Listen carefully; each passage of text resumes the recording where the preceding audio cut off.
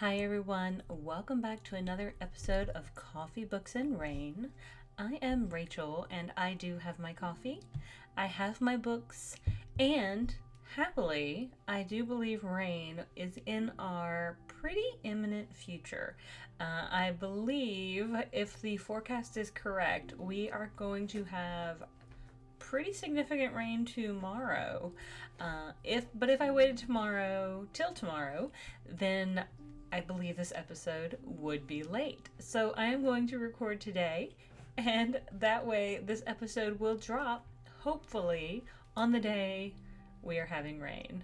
However, we are having some overcast weather, and I don't know why I've just turned into a weather girl. But if you talk to my mom, the first thing she turns on every morning is the Weather Channel, so maybe she should have gone into meteorology. She can probably tell you all of the people's names on the Weather Channel. They're like her favorite people.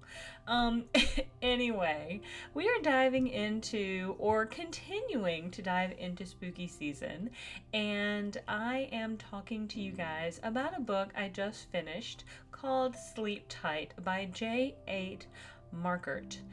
Now, he also goes by James Markert, and I had previously read his book Mr. Lullaby.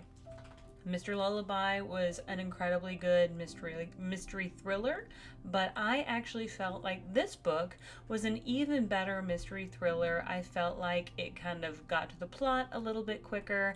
I felt like this one actually kind of came to the action was a little better, the characters were a little bit better developed, and overall, the other one was really good, and I was so glad it introduced me to his writing style. Now, that was his first one that I had previously read. It was not his first book, from what I can tell, based on Goodreads and such, but it was the first one I had read by J.H. Markert. However, this is the second book I have read by J.H. Markert, and I am so glad that I've gotten to see his writing style progress in such a positive way from my perspective. I do love a really great mystery thriller with some really good suspense. Now, I will say that this book is kind of listed as horror, and for me, I don't know if I really put it into that category too much. I do feel like if I saw this on the screen, like if I saw this on the screen on a movie, it would probably come across as a psychological horror slash mystery thriller. I do feel like that would probably be an accurate depiction.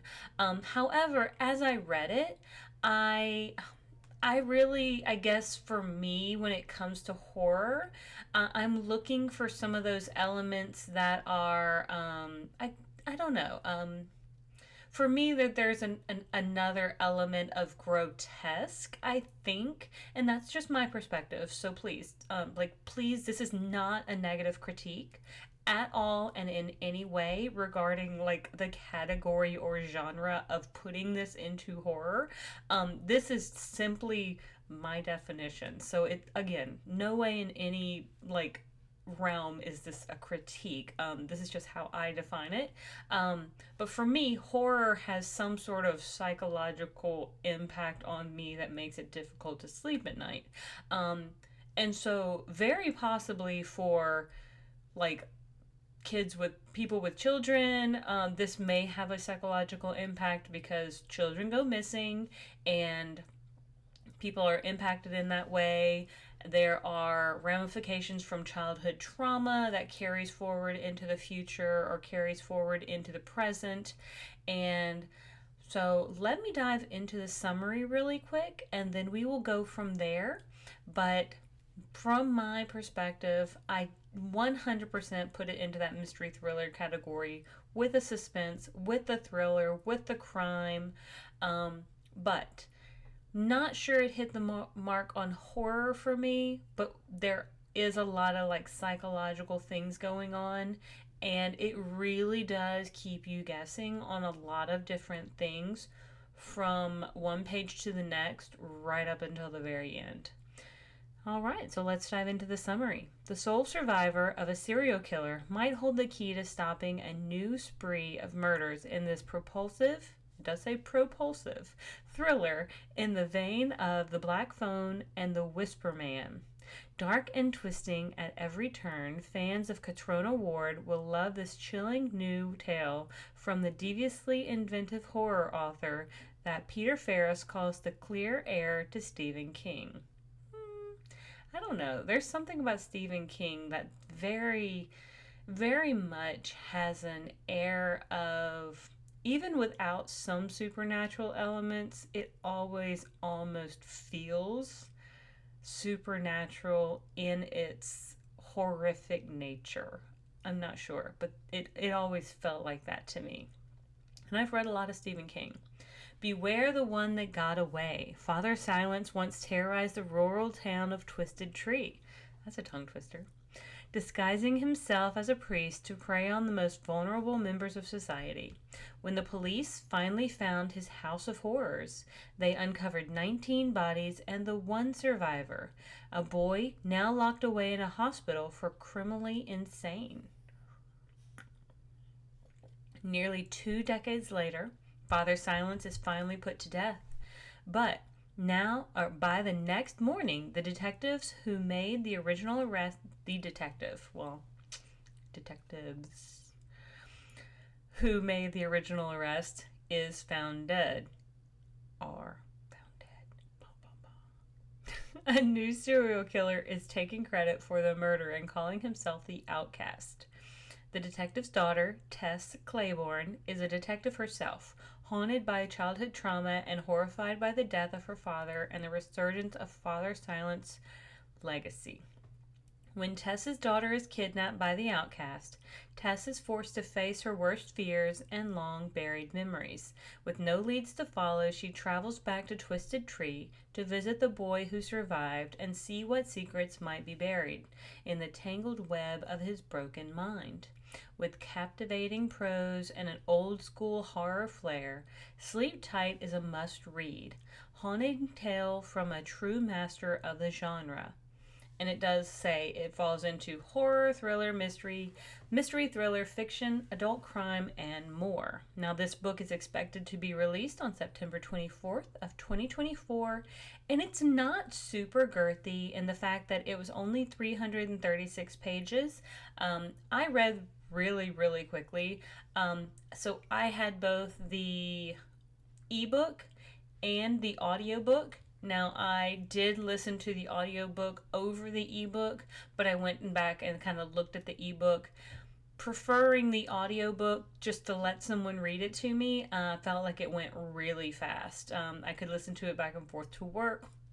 I love feeling ingrained in the story, in kind of in the heads of the character in that sort of way. Thought the narrator did a really wonderful job. So kudos to them, and thank you so much to NetGalley and the publishing company for allowing me to have that copy, those advanced copies, in exchange for my honest review. I will say this book, I do believe, was in a is in the Book of the Month box for September as an option if you wanted to choose it.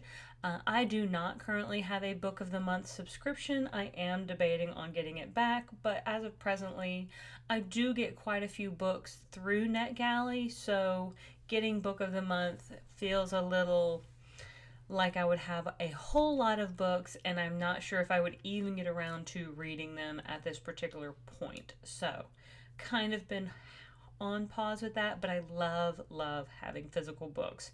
This is probably one I would have just because I would probably let other people read it. I think it is well done. I think it is woven together very well. It is a labyrinth of all the things going on. And at some points I thought there were quite a lot of characters, but ultimately it makes sense why we've got so many characters, because you've got Tess and her partner, her detective partner, but then you've also got Tess and her husband slash kind of ex-husband. They're separated right now due to something that happened. And so you kind of need them because Tessa's daughter is kidnapped. So Tessa's partner or husband is in the picture because their daughter goes missing. And so it's important to have Justin, her husband, in the picture because, of course, that dynamic, they need to work together, but it's kind of an estranged situation. It's stressful for both of them. Justin is sorry. Moment of weakness. And you get a little bit of backstory, too, for what's kind of led to this situation. All in all, I really like most of the characters. I think if I were to say there was one character that I didn't like, and I think it's purposefully done, it's Tess. She has a lot of faults and flaws that I just was literally wanted to throw her in the bin half the time. And I kind of got that from, I think it's Luxaria. She is another YouTuber that I just absolutely adore. And she's just like, several of her commentary channels, she's like into the bin. And anyway, so that comes from her. But at some points, it feels overwhelming with the amount of characters you're trying to keep straight in your mind. I think that's where the audiobook is helpful because I feel the narrator does well with trying to keep that kind of straight. And with the different narrations that she's doing, with what they're doing. I think it could have been a little more complex with me trying to read the ebook and trying to go the chapters and trying to remember whose mind am I in, what am I doing, because there is a character that has, I think it's a dissociative identity disorder, the disorder where they have multiple personalities within their mind. And I want to say they have about 7 to 8 known identities within their mind. So that can be a little cumbersome during some of those moments. Now, I find that fascinating, but it also can be a little bit cumbersome trying to be like, okay, who's talking at this point? Overall, found that to be utterly fascinating. I really love when we kind of dive into that sort of psychological aspect of those sorts of things. And then some of the psychological manipulation that happens between some of the characters as well is really well done in my personal opinion. Now, is all of the police protocol and all of that stuff done correctly? No, but we kind of do have to suspend some belief because it's a work of fiction. But I do think, all in all, the book is done well. The action, to me, was pretty well paced. There are a couple of slow points when it kind of bogs down just a little, but it picks back up pretty quickly. And I feel like the ending does resolve pretty well. But ultimately, I think you're going to have to decide for yourself. I was pleased with the ending. But there's a couple moments, like, I would love to throw out a couple movie references that I've kind of had, like, I felt like we had nods to, with regards to some people wearing masks, animal-shaped masks, and then the dissociative identity disorder. And I keep stumbling on that.